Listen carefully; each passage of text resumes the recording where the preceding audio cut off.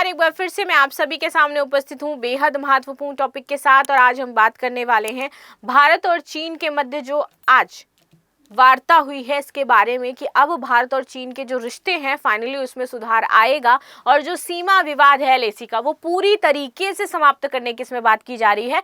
पूरी तरीके से एलएसी विवाद समाप्त हो इसके लिए रणनीति तैयार करी जा रही है।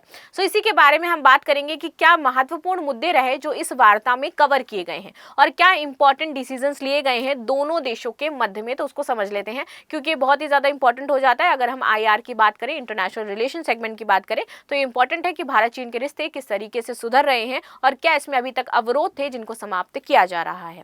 सो मेरा नाम है प्राची मिश्रा और संस्कृति आज के इस प्लेटफॉर्म पर आप सभी का बहुत बहुत स्वागत है। वीडियो अंत तक जरूर देखिएगा, बहुत ही इंपॉर्टेंट पॉइंट्स इसमें मैंने कवर किए हैं। चलिए तो देखते हैं न्यूज।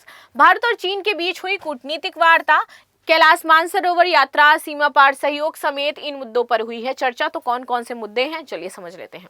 भारत और चीन सीमा क्षेत्रों में अपेक्षाकृत शांति के बाद अब ये चाहते हैं कि हमारे जो संबंध हैं वो पहले से अब बेहतर हो जाए। तो संबंधों को बेहतर बनाने की कोशिश कर रहे हैं दोनों ही देश। अच्छी बात ये है कि ये कोशिश सिर्फ भारत की तरफ से नहीं है, इस बार ये कोशिश दोनों देशों की तरफ से की जा रही है। अगर आपको पता हो कि एलएसी के मुद्दे पर भारत ने पहले पूर्व में 5 बार बात करने का ट्राई किया था चाइना से, बट चाइना ने बात नहीं करी इस मुद्दे से रिलेटेड। लेकिन फाइनली अब चाइना बात करना चाहता है, चाइना सुनना चाहता है, चाइना चीजों को स्थिर करना चाहता है। लेकिन चाइना ऐसा चाहता क्यों है ये हमारे माइंड में जरूर आना चाहिए, क्योंकि चाइना का तो कोई भरोसा नहीं। आज चाइना ने ये कह दिया कल वो कर लेगा। यानी कि आंख बंद कर करके अगर मैं कहूं कि चाइना पर भरोसा करना चाहिए तो हमें बिल्कुल भी नहीं करना चाहिए, क्योंकि चाइना कब क्या स्टेप ले ले कुछ नहीं पता है।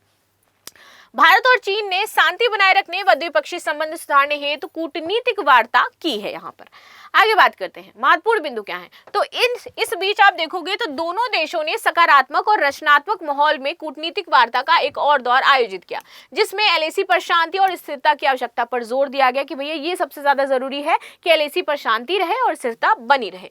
इसमें प्रभावी सीमा प्रबंधन को भी आगे बढ़ाने की बात कही गई है कि जो हम दोनों का ही सीमा प्रबंधन है वो किस तरीके से वर्क करेगा, यानी कि सैनिकों की तैनाती, काउंटी जो हमारा बनाना है, सैन्य अड्डे स्थापित करने हैं, वो किस तरीके से हम करने वाले, हम दोनों देश उस पर विचार करेंगे, देखेंगे और मिल करके इस बार इसमें सहयोग करेंगे।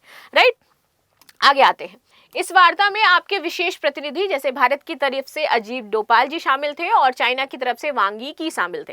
तो ये बैठक जो आज हुई है इसके बाद एक और बैठक की पृष्ठभूमि तैयार की गई इसी वार्ता के दौरान, जिसकी मेजबानी इस साल के अंत तक भारत करने वाला है।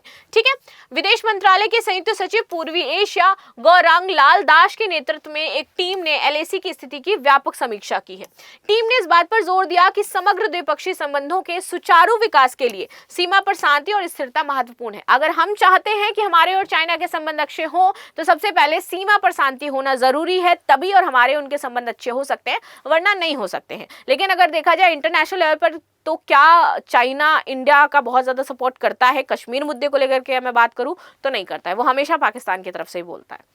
आगे आते हैं। ये जो टीम है अभी हाल ही में भारत चीन सीमा मामलों की परामर्श और समन्वय के लिए 33वें बैठक के लिए बीजिंग गई थी और उस दौरान ये सारी चीजें आपकी हुई हैं।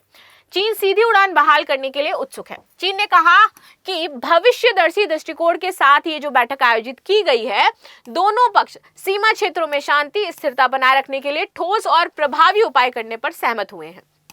भारतीय रीडआउट के अनुसार उन्होंने सीमा पार सहयोग आदान प्रदान की जल्द बहाली के विचारों पर काम शुरू कर दिया है, जिसमें सीमा पार नदियों और कैलाश मानसरोवर की यात्रा आपकी शामिल हो जाती है। इन दोनों ही मुद्दे पर भारत और चीन क्या करेंगे, चीजें को डिस्कस करेंगे। भारतीय रीडाउट में सीधी हवाई सेवाओं की बहाली का उल्लेख नहीं किया गया है, लेकिन इस पर भारत ने जनवरी में विदेश सचिव विक्रम मिस्त्री और बीजिंग यात्रा के दौरान अगर आप देखोगे तो सैद्धांतिक रूप से सहमति व्यक्त करी थी। लेकिन अभी इंडिया नहीं चाहता है कि इतनी जल्दी से हम डायरेक्ट फ्लाइट शुरू कर दें। हम अभी इसमें थोड़ा टाइम लेना चाहते हैं, लेकिन चाइना चाहता है कि ये काम जल्द से जल्द शुरू किया जाए। लेकिन भारत अभी कुछ दिन रुक करके इसको शुरू करना चाहता है, क्योंकि वो देखना चाहता है चीन को, वो परखना चाहता है चीन को कि अभी अगर ऐसा होगा तो इसके बाद कहीं ये कुछ करने तो वाला नहीं है। कुछ जो स्टेप्स हैं वो अभी हम तुरंत नहीं लेना चाहते हैं। चीन सीधी उड़ानों की बहाली के लिए उत्सुक है, लेकिन भारत जाहिर तौर पर इसमें जल्दबाजी नहीं करना चाहता है। हालांकि आधिकारिक सूत्रों में कहा है कि तकनीकी अधिकारी बहाली के लिए एक अपडेट रूपरेखा तक पहुंचने के लिए हम काम कर रहे हैं। विशेष प्रतिनिधियों की मीटिंग के लिए यहां पर तैयारी हो रही है। भारत सरकार ने कहा कि दोनों पक्षों ने दिसंबर 2024 में बीजिंग में बातचीत करी थी, वार्ता करी थी, तो उसके जो मुद्दे थे जो हमारी बैठक हुई थी, उन्हीं मुद्दों को यहाँ पर और ज्यादा स्ट्रॉन्ग किया गया, उन्हीं मुद्दों को दोबारा से रख करके हमने उसको देखा है कि पहले जो हमने चीजें डिस्कस करी वो कितना ज्यादा वर्क कर रही हैं और उसको आगे ले जाने के अभी हमें क्या करना पड़ेगा। ठीक है, आगे आते हैं।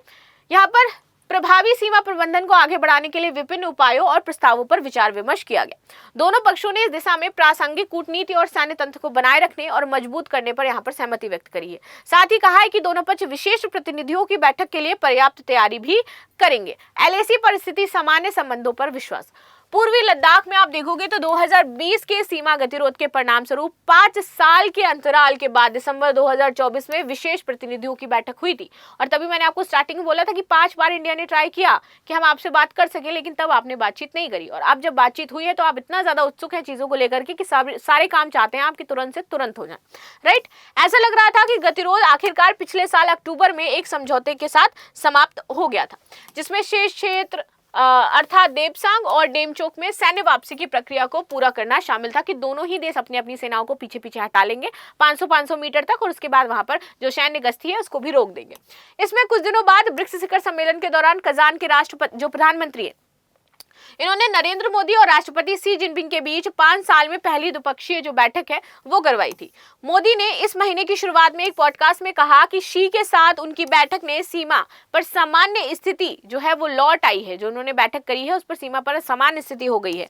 उन्हें उम्मीद है कि धीरे धीरे लेकिन निश्चित रूप से संबंधों पर विश्वास लौटेगा और अब हम जो हिंदी चीनी भाई भाई कहा करते थे वो वापस से बन पाएंगे, लेकिन कितना बन पाएंगे ये देखना ज्यादा जरूरी है। तो मिलते हैं हम नेक्स्ट क्लास में, तब तक के लिए धन्यवाद। बाकी आपका क्या कहना है इस बिंदु को लेकर के जरूर बताइएगा। मिलते हैं नेक्स्ट क्लास में। Thank you so much.